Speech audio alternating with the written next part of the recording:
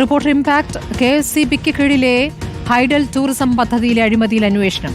അനധികൃതമായി JDS നേതാക്കൾക്ക് tender നൽകിയത് അന്വേഷിക്കുമെന്ന് മന്ത്രി K കൃഷ്ണൻകുട്ടി ഇപ്പോൾ പറഞ്ഞിരിക്കുന്നു. സംസ്ഥാനത്തെ 6 ഡാമുകളിലെ വാട്ടർ സ്പോർട്സ് നടത്തിപ്പിൽ ടെൻഡറുകളും മാനദണ്ഡം ലംഘിച്ച മന്ത്രിയുടെ പാർട്ടി നേതാക്കൾക്ക് നൽകിയത് റിപ്പോർട്ടാണ് പുറത്തുകൊണ്ടുവന്നത്.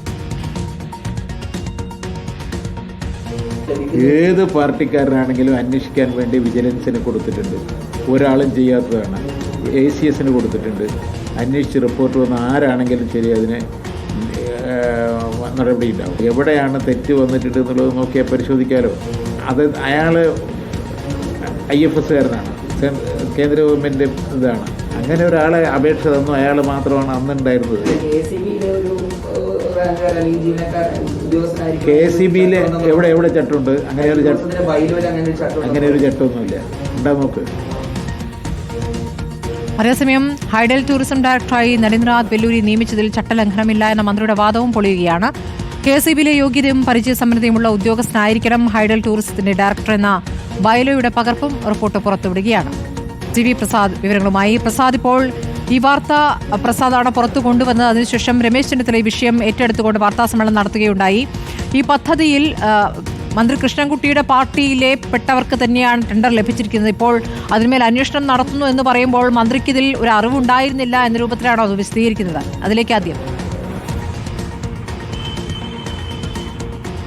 അതെ, ആ രീതിയിലാണ് വിശദീകരണം വരുന്നത്. സ്മൃതി, നമുക്കറിയാവുന്നതുപോലെ ഈ ഹൈഡൽ ടൂറിസവുമായി ബന്ധപ്പെട്ടുള്ള ഒരു ചട്ടം ബൈലോ നിലവിലുണ്ട്. ഹൈഡൽ ടൂറിസം രൂപീകരിക്കുന്ന സമയത്തുണ്ടായ ചട്ടമാണ്. ആ ചട്ടം 6(3) വ്യക്തമായി പറയുന്നുണ്ട്, KSCBയിലെ പരിചയസമ്പന്നതയും അതുപോലെ യോഗ്യതയുമില്ല ഉള്ള ഒരു ഉദ്യോഗസ്ഥനായിരിക്കണം ഹൈഡൽ ടൂറിസത്തിന്റെ ഡയറക്ടർ. അതാണ് സെക്രട്ടറി പോസ്റ്റ് എന്നുള്ളതാണ് അതിൽ വിശദീകരിക്കുന്നത്. നമുക്ക് ആ ബൈലോ എടുത്ത് പരിശോധിച്ചാൽ അത് മനസ്സിലാക്കാനും കഴിയും. അതായത് അനേർട്ടിന്റെ CEO ആണ്. അനേർട്ട് എന്ന് പറഞ്ഞാൽ കേരളത്തിന്റെ സംസ്ഥാന സർക്കാരിന്റെ കീഴിലുള്ള പൊതുമേഖലാ സ്ഥാപനമാണ് അനേർട്ട്. അതിന്റെ CEO ആണ് ഈ നരേന്ദ്രനാഥ് വെല്ലൂരി IFS. അനേർട്ടിന്റെ ചരിത്രത്തിൽ ഇത് ആദ്യമായാണ് സോളാറിനെ കുറിച്ച് ഒന്നും അറിയാത്ത, ഒരു ബന്ധവുമില്ലാത്ത ഒരു ഉദ്യോഗസ്ഥൻ അതിന്റെ CEO ആയി മാറുകയും ചെയ്യുന്നത്.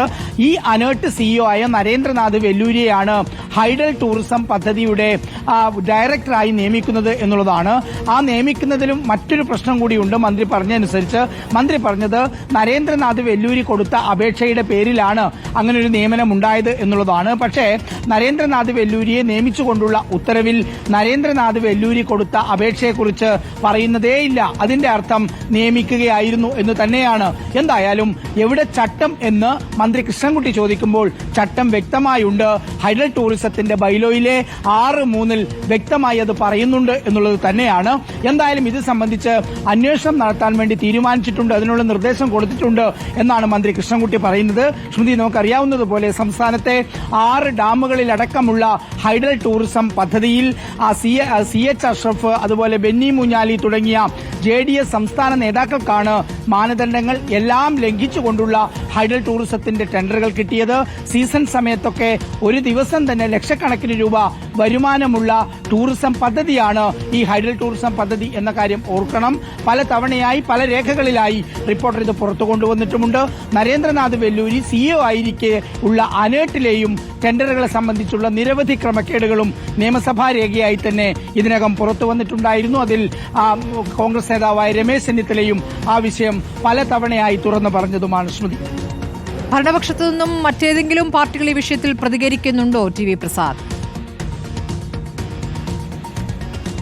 പ്രാദേശികമായ പ്രതികരണം ഉണ്ടായിരുന്നു സ്മൃതി. അതായത് ബാണാസുര ഡാമിൽ അനധികൃതമായി പ്രവർത്തിക്കുന്ന ഈ കമ്പനി, വാട്ടർ ടൂറിസം നടത്തുന്ന കമ്പനികളെ അത് അംഗീകരിക്കാൻ കഴിയില്ല എന്ന് പറഞ്ഞ് അവിടേക്ക് പടിഞ്ഞാറത്തറ ലോക്കൽ കമ്മിറ്റിയുടെ നേതൃത്വത്തിൽ സമരം നടത്തിയിരുന്നു. അവിടുത്തെ വാട്ടർ സ്പോർട്സ് റൈഡുകൾ, അതുപോലെ തന്നെ മറ്റ് ബുൾ റൈഡ്, കുട്ടികളുടെ പെഡൽ ബോട്ട് ഉൾപ്പെടെയുള്ളവ അനധികൃതമായ ടെൻഡറിൽ കിട്ടിയതാണ് എന്ന കാരണം പറഞ്ഞ് CPIM പ്രവർത്തകർ അവിടേക്ക് മാർച്ച് നടത്തുകയും അതിനു മുന്നിൽ കൊടി നാട്ടുകയും ചെയ്തിരുന്നു. രേഖകൾ സഹിതമാണ് അവരെന്ന് മാർച്ച് നടത്തുകയും ചെയ്തത്.